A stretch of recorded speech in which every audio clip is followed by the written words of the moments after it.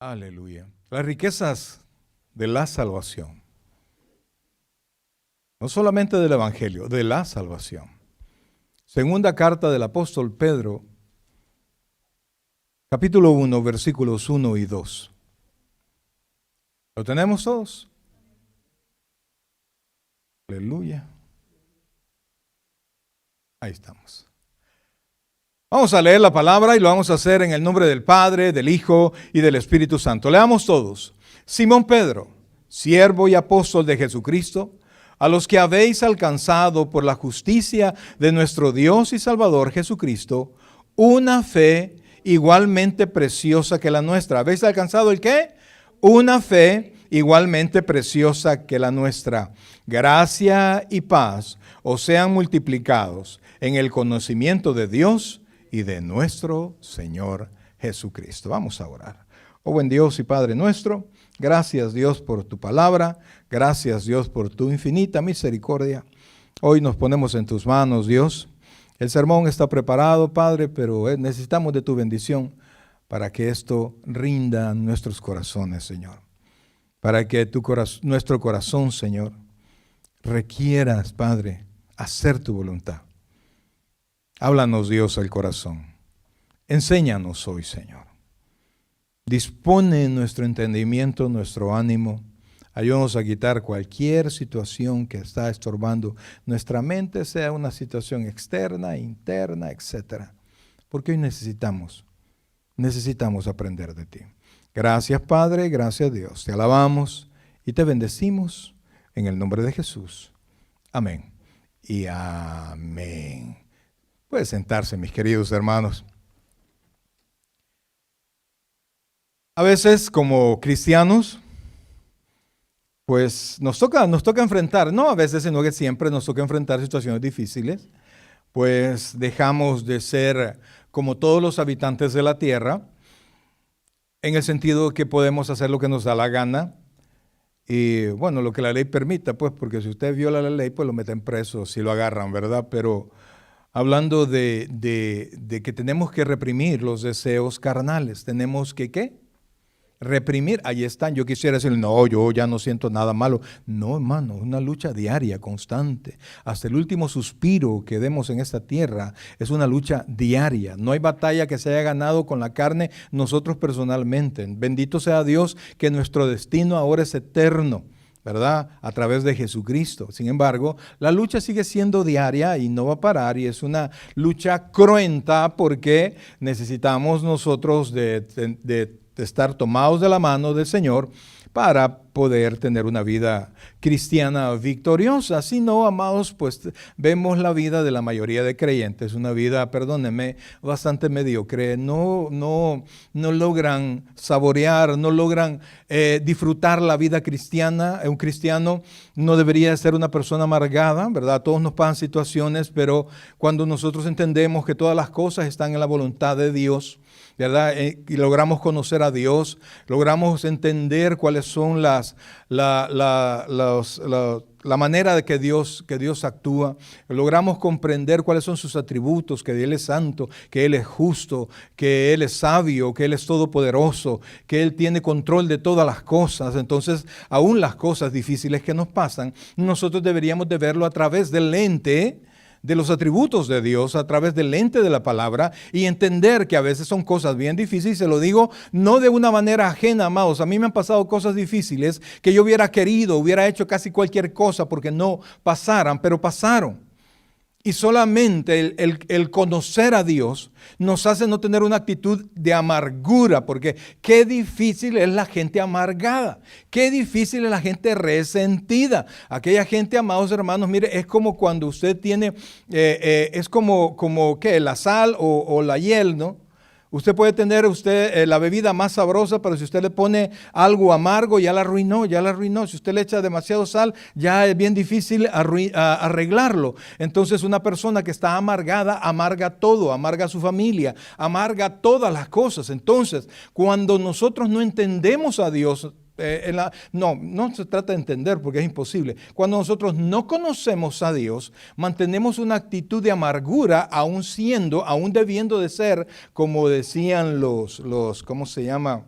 decía un ministerio cristiano laico, la gente más feliz de la tierra, somos amargados, somos resentidos, somos enojados y practicamos ciertas cosas que practican cualquier persona que no conoce del Señor. Entonces, cuando no conocemos a Dios, tenemos una vida bien mediocre porque queremos con nuestras fuerzas no portarnos mal, no hablar mal. Con nuestras fuerzas resistir a aquel que nos está provocando. Y amados, no se puede.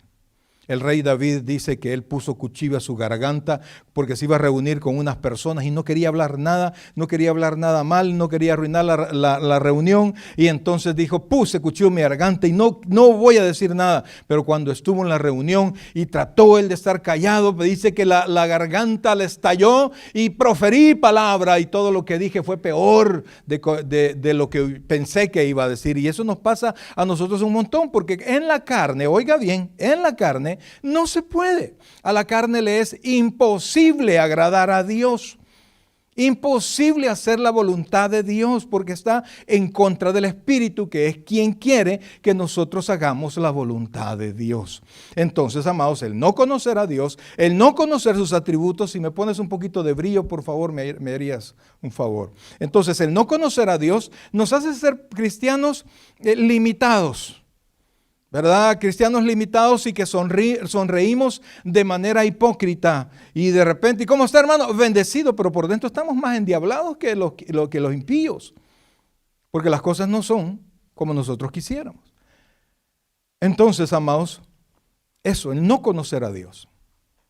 El hablar solo de prosperidad. El solo pensar en las cosas materiales, el no entender que tenemos una vida, amados, desde que conocemos al Señor, lo sobrenatural debería de ser algo cercano a nosotros. La ayuda de Dios debía de ser algo constante en nosotros. Pero también la resistencia al pecado, el deseo de orar, el deseo de buscar a Dios también deberían de ser características diarias de la vida de todos aquellos que hemos creído en el Señor.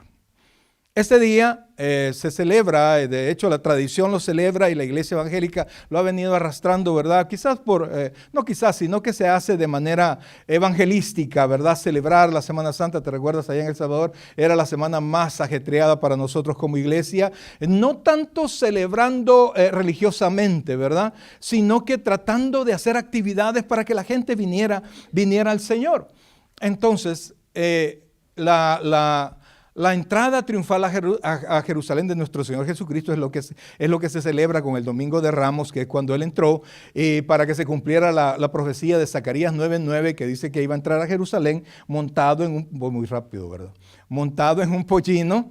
Entonces, y la gente vino y tomó palmas y las puso en el piso, e inclusive se quitaron sus mantos porque las tiraron al suelo, y esto era porque Israel acababa de pasar, oiga esto, no era algo sencillo, 400 años sin tener ninguna manifestación de Dios. No había habido profeta, no había habido por 400 años manifestación de Dios en Israel. Por eso es que cuando Juan el Bautista apareció fue un escándalo, pues, porque la Biblia enseñó, una profecía enseñaba que antes que apareciera el Mesías iba a venir primero su mensajero, que iba a venir con el espíritu de Elías, y Juan el Bautista era Elías calcado. Entonces la gente estaba entusiasmada.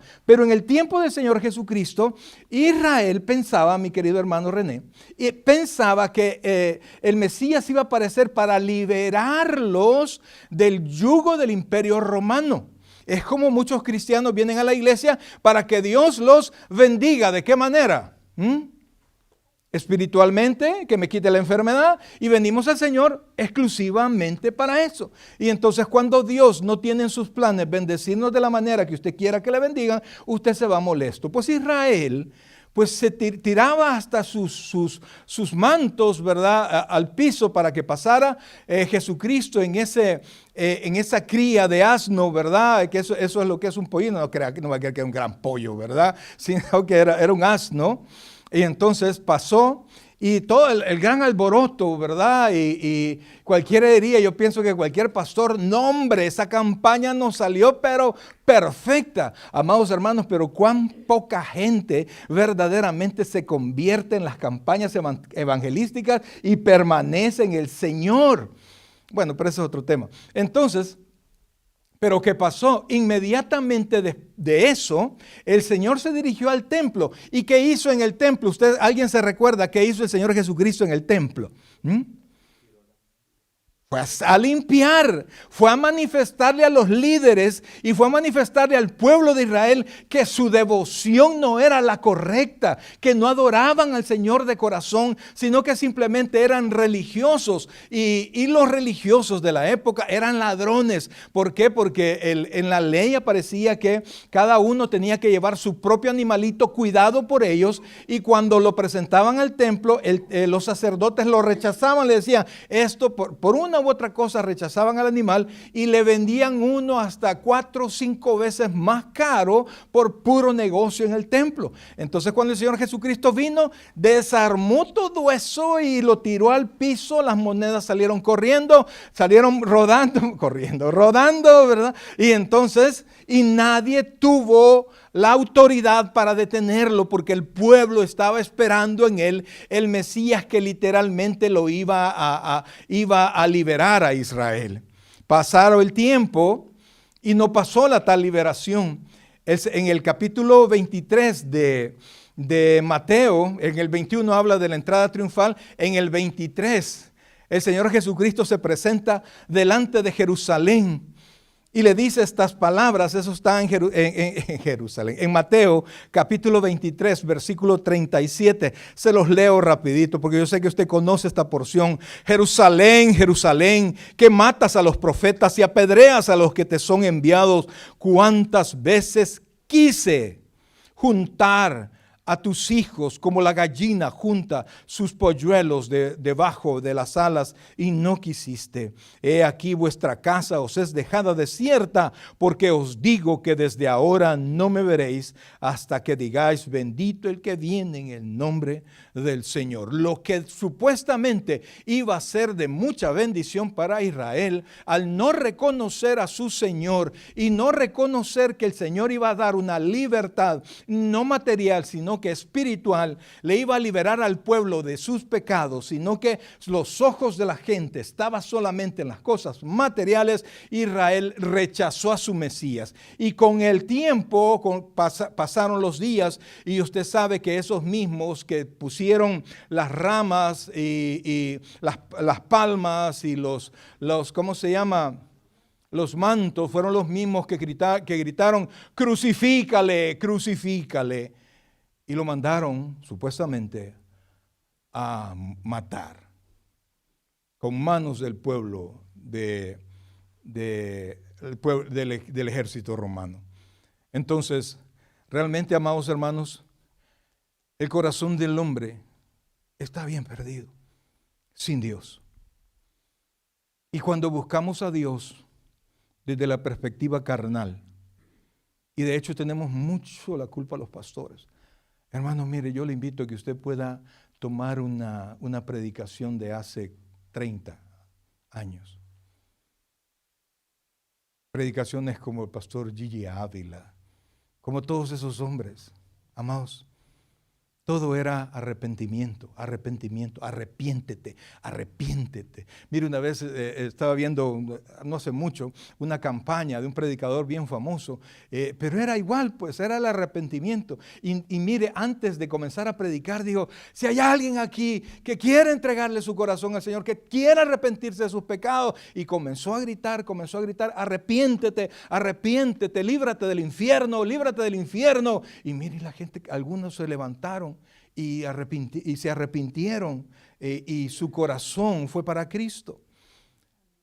Pero ahora usted escucha las predicaciones, solo son motivaciones, solo son tácticas. Inclusive, dígame usted si no, hay o no hay mucha psicología. Mi hermano es psicólogo. Hay mucha psicología en las predicaciones ahora.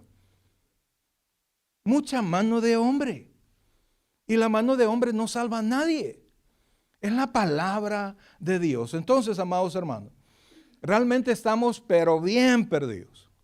Y por más, oiga bien, por más que el Señor Jesucristo viniera y entregara su vida e hizo milagro tras milagro, si el Señor mismo no golpea el corazón del hombre y no entra en la vida del hombre, el hombre no tiene ojos para Dios. Mire, hermano, si Dios no hubiese llegado a usted, no, Dios no me ha venido a buscar, yo vine. No, hermano, Dios le dio esa aflicción. Dios le dio ese problema. Y un problema que usted no pudo resolver hasta que vino a la casa de Dios. Y como no se ha convertido todavía está en el lío. ¿Por qué? Porque Dios lo tiene con el brazo cruzado, torcido, hasta que rinda su corazón, porque Dios ha puesto sus ojos sobre usted. Entonces, pero qué tan mal, y oiga que lo que estamos hablando es la riqueza de mi salvación, pero necesito, para que usted pueda reconocer la riqueza de la salvación, es necesario que reconozca la pobreza espiritual del hombre. Amados hermanos, mire qué tristeza es cuando usted llega a predicarle a alguien del Señor en relación de la bendición, cuando usted le habla a un impío que tiene más plata que usted. Dios lo va a bendecir. Sí, yo estoy bendecido. Dios le va a dar esto. Sí, yo estoy bien. Dios te va a sanar. Sí, yo estoy sano. Dios te va a sacar de las drogas. Yo no estoy en drogas. Te va a ayudar a resolver tus problemas matrimoniales. El hombre todavía no sabe, ¿verdad? Así como yo, cuando todavía no era cristiano, yo pensé que mi matrimonio estaba, pero excelente. Cuando me convertí al tiempo me dijo ella, mira, yo estaba a punto de pedirte que te fueras de la casa. ¿Ah? Porque uno no entiende. Y entonces, para que usted tenga una idea, no una idea horizontal, porque cuando nosotros vemos a otras personas peores que nuestro testimonio, uno dice, no, hombre, yo no soy tan malo. Como aquel, como fulano, yo no soy así. Y usted tiene toda la razón. Pero esa perspectiva no tiene nada que ver con Dios. ¿Por qué? Porque según Dios, solo para que nosotros tengamos una idea de quiénes nosotros somos, amados hermanos, y fíjense que el problema no es tanto que seamos o no seamos malos, porque fulano es más malo que yo, es peor que yo. No se dice más peor, oiga, hermano, se dice peor que yo. Y entonces Romanos capítulo 3, versículo 21, resuelve esa situación de quién es peor. De que si yo no he matado a nadie, soy mejor que el que ya lo mató delante de los ojos de Dios. Oiga lo que dice Romanos capítulo 3, versículos del 21 en adelante. Oiga lo que dice, por favor, porque de eso no lo dice de otra persona, lo dice de usted y lo dice de mí. Ay, pastor, este sermón no me está gustando, ni a mí tampoco, hermano, pero me mandan a predicarlo. Así es que, si a mí me lo dieron, hágale frente. Dice, versículo 21. Pero ahora, dice la Escritura, estamos en Romanos 3:21. Pero ahora, aparte de la ley, se ha manifestado la justicia de Dios, testificada por la ley y por los profetas. La justicia de Dios por medio de Jesucristo. Oiga esto, ¿para quiénes? Para todos los que creen en Él. Porque no hay diferencia. ¿Por qué ya no hay diferencia? ¿Por qué ya no hay diferencia? Por cuanto todos pecaron. No se trata de que este pecado es mayor. No, si hay pecado, hay condenación. Por cuanto todos pecaron, ¿y eso qué trajo? Y están destituidos de la gloria de Dios. Amado, mi querido hermano, su problema no es que usted sea malo o el más malo. Su problema es el pecado cualquiera que éste sea. ¿Está conmigo? Ese es el problema que nosotros tenemos. Eso es lo que nos tiene delante de Dios en esta situación. Mire lo que dice Efesios capítulo...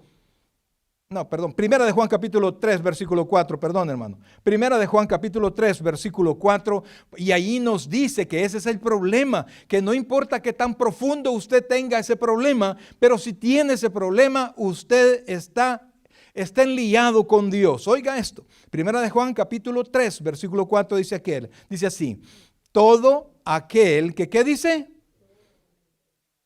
Que comete pecado, ¿qué hace? Infringe la ley. Pues el pecado es infracción a la ley. Entonces, ¿cuál es el problema? La infracción a la ley. ¿Quién no ha infringido la ley de Dios? ¿Aló?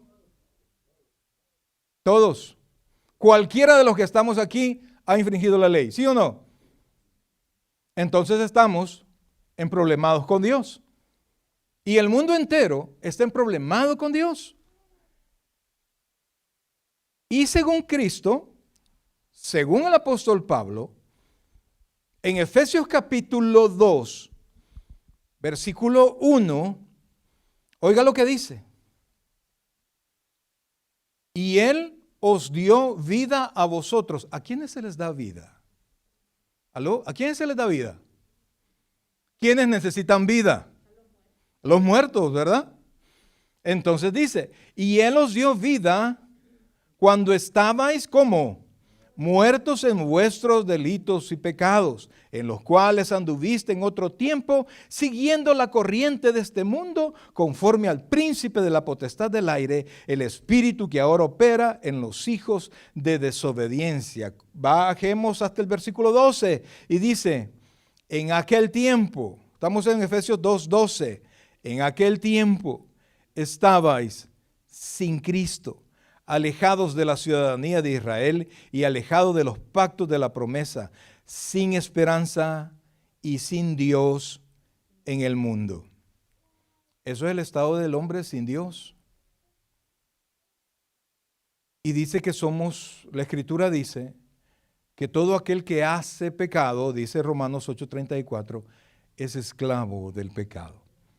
Entonces, todos los que hemos hecho pecado, ¿cómo somos? Esclavos. ¿Cómo? Esclavos. Y según Dios, en Romanos capítulo 3, perdónenme que le traiga tanta cita, pero quiero dejar esto bien puesto en su corazón. Que el hombre está sin Dios en bancarrota espiritual. No importa lo religioso que usted sea, mi hermano. No importa las velas que usted encienda o cuánto dinero usted regale. Eso no importa. Mire lo que dice, por favor. Romanos capítulo 3, versículo 10. Dice, como está escrito, no hay justo. ¿Qué dice? Ni aun uno. No hay quien entienda, no hay quien busque a Dios. Todos se desviaron. A una se hicieron, ¿cómo? Inútiles. No hay quien haga lo bueno. No hay ni siquiera uno. Y para terminar esta hermosa gama de características del hombre sin Dios, quisiera que buscara Salmos capítulo 7. ¿Ha escuchado usted? El amor de Dios es incondicional para todos los hombres. ¿Quién ha escuchado eso? ¿Usted ha escuchado eso? El amor de Dios es incondicional. ¿Usted ha escuchado eso? Y entonces, ¿por qué existe el infierno? Y cuando yo amo a alguien incondicionalmente, no busco que cambie, ¿sí o no? Porque le amo así, porque así está bien. Pero ¿por qué nos hacen nacer de nuevo? ¿Qué quiere decir eso? Que no estábamos bien. Y que si el hombre no se convierte, oiga lo que dice el Salmo 7, por favor. Salmo 7.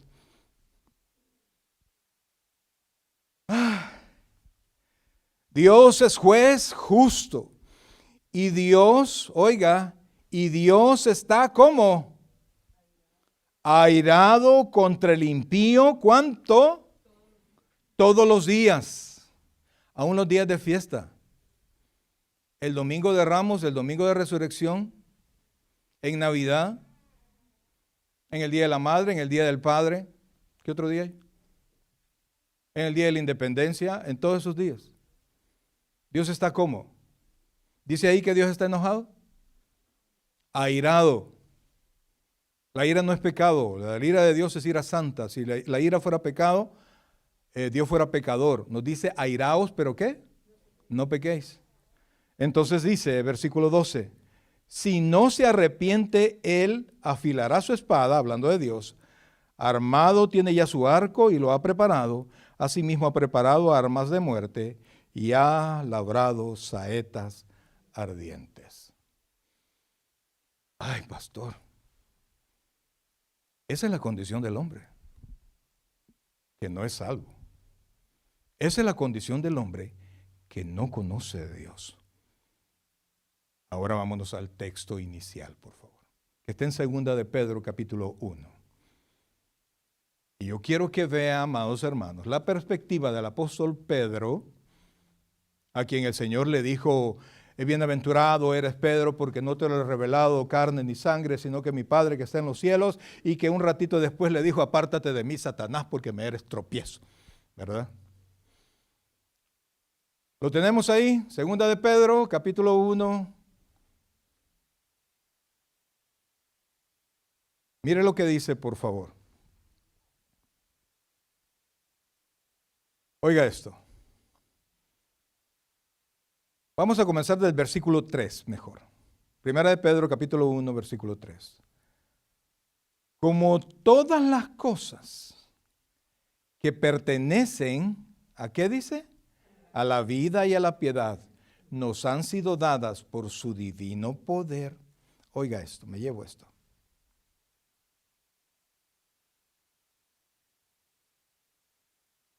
Oiga esto. Dice la Escritura que cuando usted conoció a Dios, porque mire lo que dice los versículos anteriores. El versículo 2 dice, el versículo 1 dice: Simón Pedro, siervo y apóstol de Jesucristo, a los que habéis alcanzado por la justicia de nuestro Dios y Salvador Jesucristo, una fe igualmente preciosa que la nuestra. Su fe, si usted es creyente, oiga bien, si usted es creyente, usted tiene una fe como la tuvo Pablo, como la tuvo Pedro, como la tuvo Juan y cada uno de los discípulos. Una fe, oiga esto, que salva. Una fe que ¿qué? Que salva. Entonces dice, y aquí el apóstol habla de pasado. Oiga y ponga atención a esto. Como todas las cosas. ¿Qué se entiende por todas las cosas? ¿Ah? ¿Y qué dejaste en la casa? No, yo me traje todas las cosas. ¿Qué dejó en la casa? Nada, ¿verdad? Todas las cosas. Entonces el Señor Jesucristo dice, Pedro dice, y en su palabra nos dice, que ya no fueron dadas el qué. Todas las cosas. ¿Qué cosas? Que pertenecen a la vida y a la piedad, nos han sido dadas por su divino poder. ¿Qué cosas? ¿Que pertenecen a qué? A la vida y a la piedad. Mire, yo espero su respuesta, pero yo quiero saber si me está poniendo atención, ¿verdad? Porque algunos están orando por mí, yo sé, pero oran después, hermano, oran después. Entonces, oiga esto. Dice que como todas las cosas que pertenecen a la vida y a la piedad nos han sido dadas, la vida. ¿Cuántos estábamos muertos antes de conocer al Señor? Literalmente, ¿cuántos estábamos muertos? No, literalmente, ¿cuántos estábamos muertos? Nadie.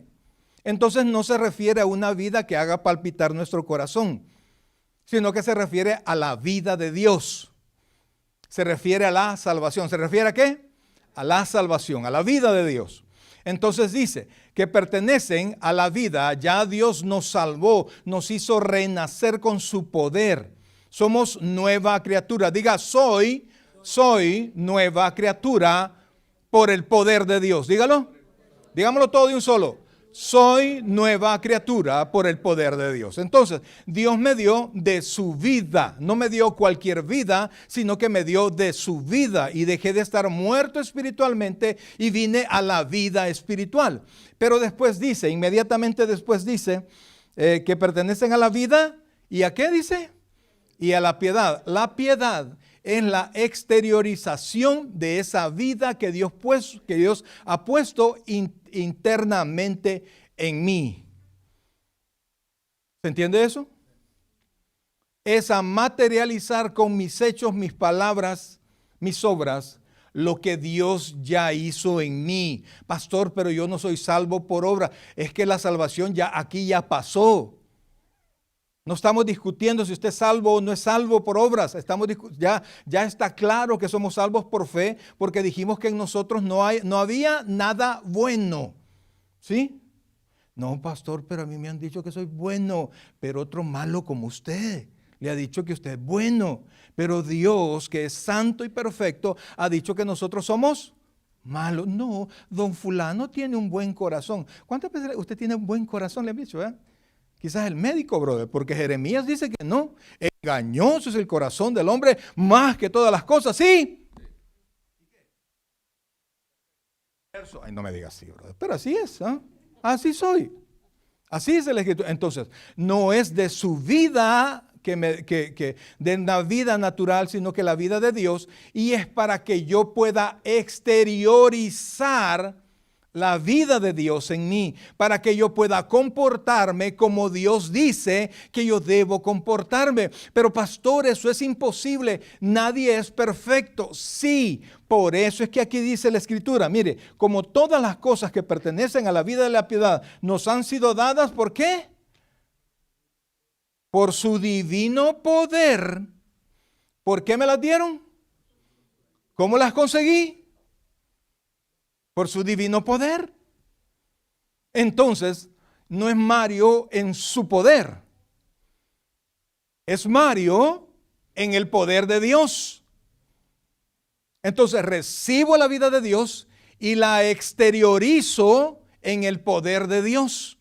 Lo que era antes para mí imposible, en el poder de Dios se vuelve posible. ¿Porque habrá algo imposible para Dios? La respuesta es no. Entonces Dios hace al más perverso, lo hace santo. ¿Cómo dice la hermana Pati? Ni un amén. Es que, amados, tiene usted toda la razón de no creer lo que le estoy diciendo, porque lo está recibiendo ¿en qué? En la carne. Si yo no puedo, pastor, si yo me he probado, si yo sé, no necesita decirme nada de eso. Yo sé que usted no puede. Yo sé que yo no puedo. Si lo hago en mis fuerzas. Por eso es que Dios me tuvo que dar Él mismo todas las cosas que pertenecen a su vida y todas las cosas que yo tengo que desarrollar en mi vida cristiana, en el poder de Dios. Por eso es que de aquí en adelante ningún cristiano, y principalmente ningún cristiano del tabernáculo de Richmond, puede decir: no, yo no puedo cambiar eso, pastor. Porque si Dios dice que usted debe cambiar, es porque Dios lo ha capacitado a usted para que pueda cambiar. Y oiga lo que dice después. Nos han sido dadas por su divino poder. ¿Y cómo nos vino? Mediante el conocimiento de aquel que nos llamó por su gloria y excelencia. Ponga atención a esto. Dios me ha dado de su vida, a través de su poder. Dios me ha dado de su poder para que yo manifieste su vida hacia los demás. ¡Ey, qué bonito se ve eso!, ¿verdad? ¿Sí? Ojalá me acuerde otro día. O sea, me ha dado su poder y yo manifiesto su poder en mi vida. ¿Para qué? Mire lo que dice. Mediante el conocimiento de aquel que nos llamó, ¿para qué? Por su gloria. Entonces, todos los cambios que serán en mí y que están siendo en usted, mi hermano, son todos para la gloria de Dios. Y por eso es que van a ser, hermano. Por eso es que serán verdad. Porque no es para que usted le aplaudan a usted. Es para que Dios sea glorificado delante de todos los hombres. Amén.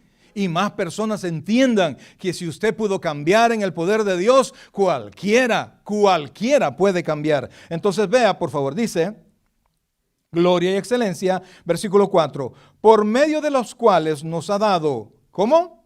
Preciosas. ¿Cómo son las promesas de Dios? Mire, pero no es como cuando usted le dice a la niña, ¡ay, qué preciosa la niña! Hablando de bonita, no, habla de precio. Precioso es de precio. Y las promesas de Dios son preciosas. ¿Eso qué quiere decir? Digamos un sinónimo de precioso en cuanto al precio. Valiosísimas. Y por eso, amados, a mí me da tristeza cuando alguien no viene a la iglesia a escuchar la palabra de Dios porque llegó el tío. Tráigase al tío, hombre. Mi papá es la persona que yo más he respetado sobre la faz de la tierra, el doctor Abelardo Chávez Martínez. Él me dio testimonio de una vida Yo quisiera decirle perfecto, pero nadie es perfecto. Pero mire, en mi casa nunca hizo falta nada. Nunca nos llegaron a reclamar por el mal testimonio de mi papá. Para nada. Él me dio testimonio de cómo debe ser un padre de familia primero, porque él no fue creyente todo el tiempo, y después creyente más. Sin embargo, mis queridos hermanos, cuando nosotros, hasta por hablar de mi papá, te me olvidó lo que le iba a decir, mire, ve. ¿Ah? Oh, llegó mi papá. Y yo iba, mire, yo como ya pastor, ya ven, pues sí, ore por un pastor, brother.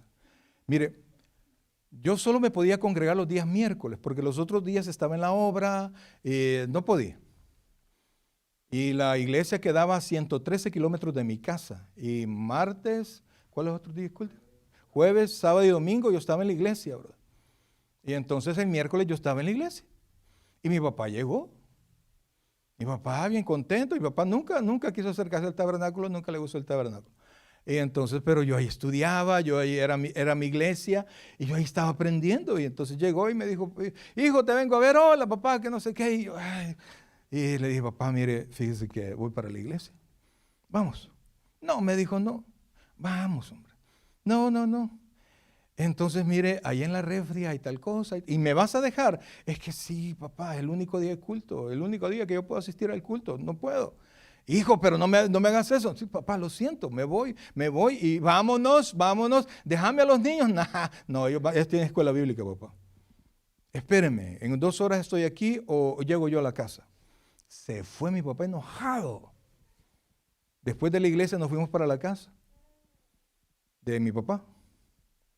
Y pues sí, ¿y qué va a hacer el papá? Pues se enoja con el hijo, pero al final son 2 costos, vean mi hermano. Pero primero es Dios. Entonces cuando usted me dice, que vi, pastor, que... Ay. Entonces, aquí venimos a hablar de las promesas de Dios, que son ¿cómo? Valiosísimas.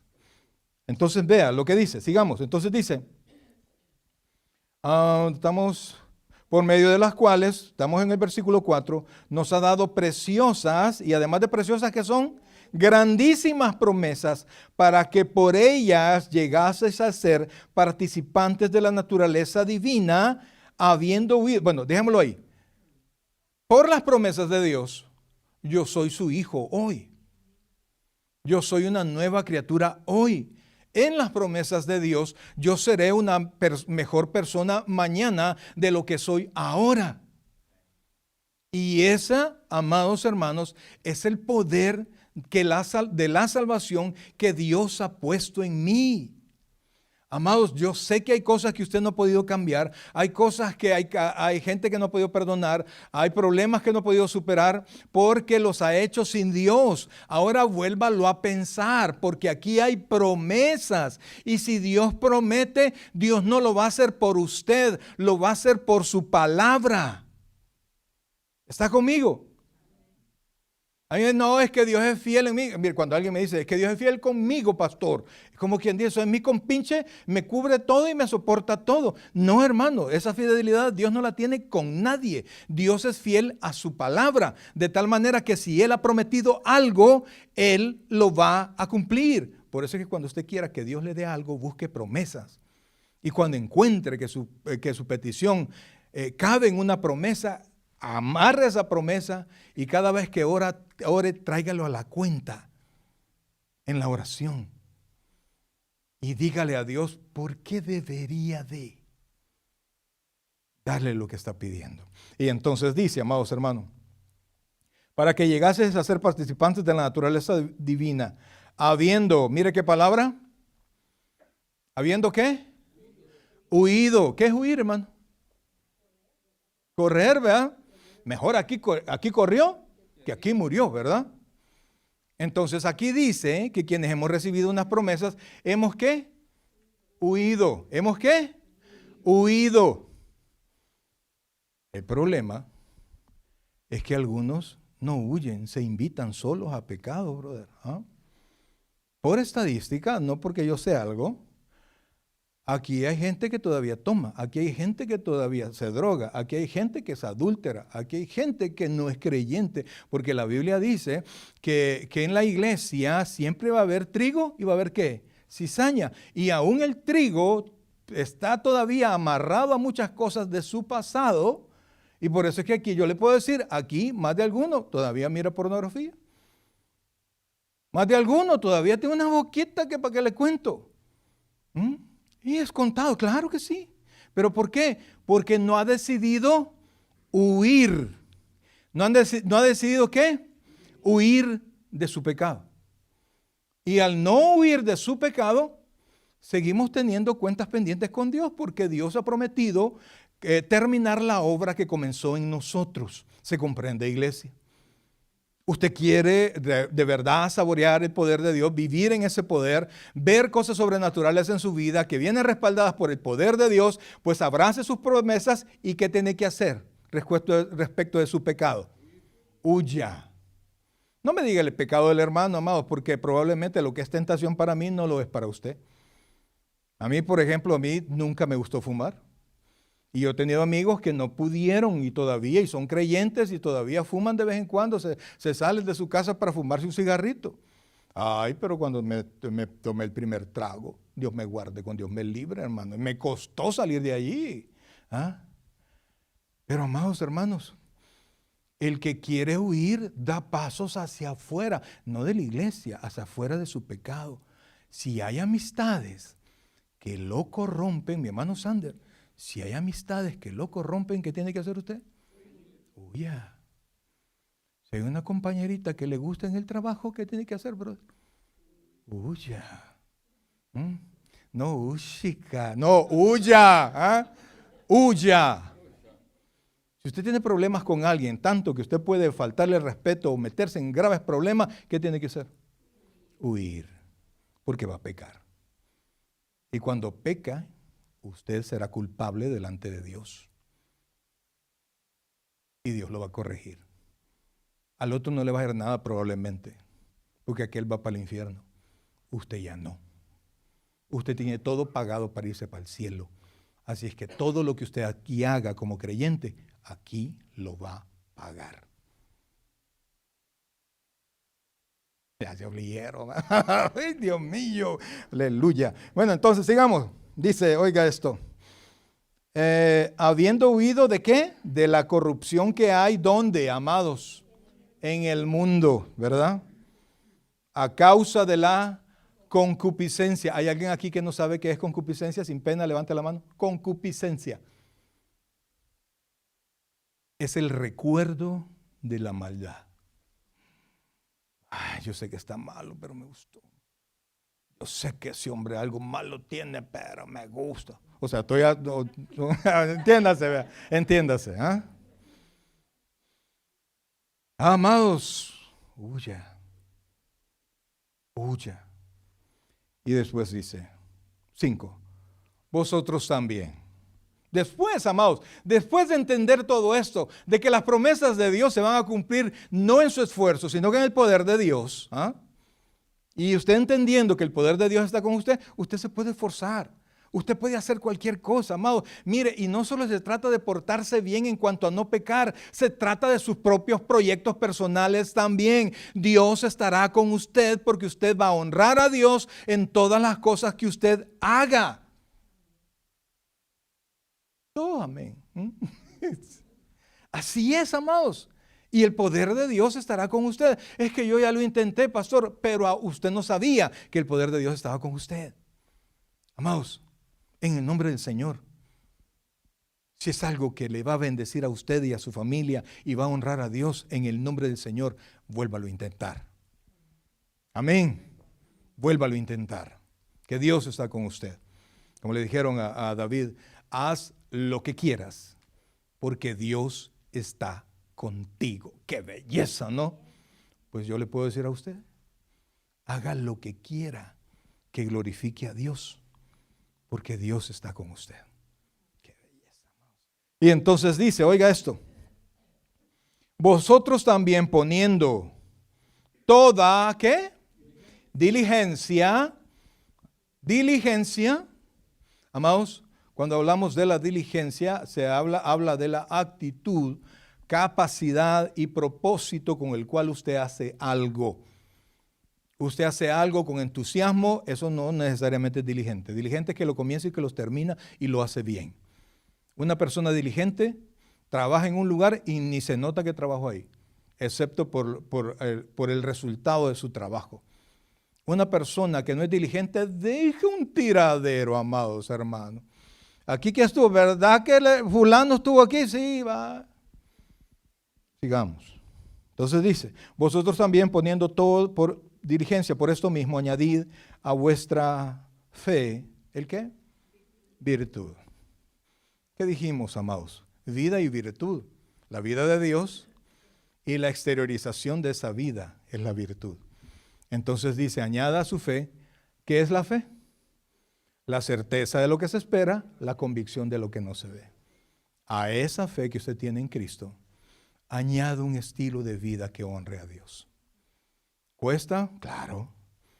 Sí, por eso es algo que le han encargado a los hijos de Dios y no a los impíos. Porque ningún impío puede honrar a Dios, ni un impío. Solo los hijos de Dios honran a Dios.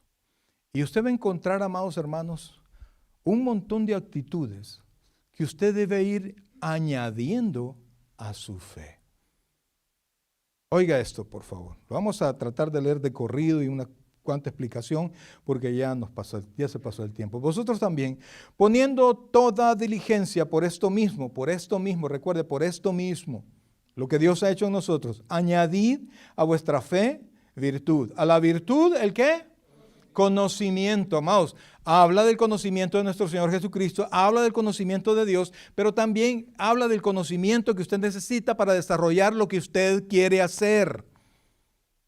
Si tiene que ir al college, amados, ¿qué tiene que hacer usted? Vaya al college. Si tiene que estudiar, ¿qué tiene que hacer usted? Estudie. Pero añada a su vida cristiana todo esto. Y entonces dice, añadid a vuestra fe virtud, a la virtud conocimiento, al conocimiento, ¿qué dice? Dominio propio. Dominio propio. ¿Cómo lo podemos llamar al dominio propio? ¿De qué otra manera? No control, autocontrol. Autocontrol. Entonces no es como me decía mi mamá, como que son machos sin dueño, me decía mi mamá. No, contrólese, que su dueño es Dios. Usted no se gobierna solo. A usted lo gobierna el Espíritu Santo, contrólese. Dios tiene el control. Algo le dijeron mal, pero contrólese, tranquilo. No caiga. Le invitaron a hacer algo que a su carne ama, pero usted sabe que no debe hacerlo porque usted quiere honrar a Dios. Contrólese y diga ¿qué? No. Lo siento, no. ¿Y por qué? Porque soy creyente y quiero honrar a Dios. Ay, qué religiosa. Ay, la hermana o el hermano. Hermano, no importa qué. Si alguien le dice eso, esa persona, óigame, no vale la pena. ¿Está conmigo? No valen la pena. Y después dice, al conocimiento dominio propio, al dominio propio paciencia. Porque ¿cuánto tiempo nos podemos controlar? Si no tenemos paciencia, muy poco. Y la paciencia, mis queridos hermanos, no solamente es el arte de esperar, sino que el arte de esperar en Dios. Esperar lo que Dios va a hacer y el poderse adecuar a lo que Dios va haciendo en su vida. A veces las cosas van a ser como usted quiere, a veces no. Tenga paciencia. Dios tiene el control. Y después dice, dominio propio, paciencia, a la paciencia, piedad, a la piedad, afecto fraternal. Mire, cuando habla de piedad, habla de la vida cristiana, amados. La vida cristiana, su iglesia, su servicio, su lectura bíblica, el desarrollo de las cosas que usted tiene que hacer. Después dice, afecto fraternal, ámese como hermanos, como familia, como familia. Mire, ¿cuántos tenemos hermanos en la carne? Hermanitos, hermanitos. ¿Cuántos escogimos a nuestros hermanitos? ¿Cuántos escogimos a la familia? Bueno, excepto la esposa, es lo único, ¿verdad? Y ahí la regó, mi esposa la regó escogiendo, pero bueno, ahí le salió. Ahora, ¿cuánto escogemos a nuestros hermanos? ¿Cuántos tenemos o somos hermanos cosa seria? Que cuesta amar. Hay personas que cuestan amar, ¿sí o no? Hay quienes no se dejan amar por más que uno el esfuerzo que haga, no se dejan. Pero usted los ama en el Señor. Y muchas veces tenemos que amar por fe. ¿Se acuerda un tiempo que decíamos, yo te amo en el amor del Señor? Ay, a mí eso me parece hipócrita. No, hermano, no. Es que yo te quiero amar porque quiero obedecer a Dios. Yo te amo en el amor del Señor y por eso perdonamos en el amor del Señor. Y después dice, amados, afecto fraternal, y al afecto fraternal, ¿el qué tiene que agregarle? Amor. El amor que viene de Dios. Porque si estas cosas están en vosotros y abundan, no os dejará estar como ociosos ni sin fruto en cuanto al conocimiento de nuestro Señor Jesucristo. Amados, y recuerde, lo que nos van a medir no son nuestras capacidades, es el fruto. Usted puede ser la persona más capaz del mundo, pero si usted no ha dado fruto, mi querido hermano, no hay nada con qué medirlo. Pero el que no tiene estas cosas tiene la vista muy corta, es ciego, habiendo olvidado la purificación de los antiguos pecados. Por lo cual, hermanos, tanto más procurar hacer firme vuestra vocación y elección. Oiga lo que dice aquí, y con esto terminamos. Por lo cual, hermanos, tanto más procurad, es decir, habla del esfuerzo, hacer firme vuestra vocación y elección. O sea, haga lo que tiene que hacer de su parte. El trabajo más fuerte y más poderoso lo hizo Dios. Haga lo que usted tiene que hacer. Porque haciendo estas cosas, alguien una vez me preguntó, pasen por favor. Alguien una vez me preguntó, pastor, ¿y se puede tener una vida cristiana sin caída? Poneme el texto, hijo, poneme el texto. ¿Se puede tener una vida cristiana sin caída? Ay, pastor, no sé, yo creo que no. Mire lo que dice el versículo 10. Por lo cual, hermanos, tanto más procurad hacer firme vuestra vocación y elección, porque haciendo estas cosas, estas tres palabras son una promesa de Dios. Y dijimos que las promesas de Dios, ¿cómo son? Valiosas y grandes. Y Dios las cumple. Y Dios dice que si usted hace eso, ¿qué va a pasar con usted? No caerá. ¿En cuánto tiempo? Jamás. Jamás. Iglesia, póngase de pie, por favor. No sé cómo está usted en cuanto al cambio de vida, a los proyectos personales, a su propio crecimiento espiritual. Yo no sé cómo está usted. Pero Dios no ha fallado todavía, ni fallará. De tal manera que si algo ha fallado, hemos sido nosotros. Y no podemos culpar a Dios por nuestros errores, por nuestras debilidades, porque Dios ya nos dio ¿cuántas cosas? Todas las cosas. Entonces solo confíe en Dios y enfrente, amado hermano, lo que viene de la mano de Dios, y todo lo que Dios quiera que usted haga. Óigame, iglesia, en el nombre del Señor se lo digo, usted lo podrá hacer porque Dios está con usted. Vamos a cantar con nuestros hermanos.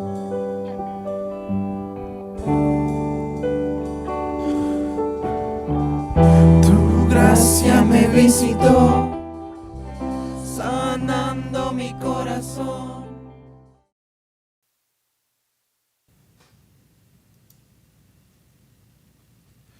El predicador ha terminado su mensaje. Le invitamos que reciba a Jesucristo como su Señor y Salvador personal. Invóquelo de la siguiente manera: Señor Jesús, yo te recibo hoy como mi único y suficiente Salvador personal. Creo que eres Dios, que moriste en la cruz por mis pecados y que resucitaste al tercer día. Me arrepiento, soy pecador, perdóname, Señor. Salva mi alma hoy. para cuando yo muera pueda estar en tu presencia por siempre. En Cristo Jesús, mi Salvador. Amén. Bienvenido a la familia del Señor. Le invitamos, se congregue con nosotros en nuestra iglesia, Tabernáculo Bíblico Bautista Amigos de Israel, Richmond, California, ubicada en 2685 calle número 20, San Pablo, California, 94806. En nuestros servicios presenciales, los días domingo a las 6 de la tarde y viernes a las 7 de la noche. Y en nuestro estudio bíblico en línea los días miércoles a partir de las 7 p.m. a través de Facebook Live. Te invitamos, visites nuestro canal de YouTube, Tabernáculo Richmond, California. Muchas gracias por conectarte con nosotros y que el Señor te bendiga.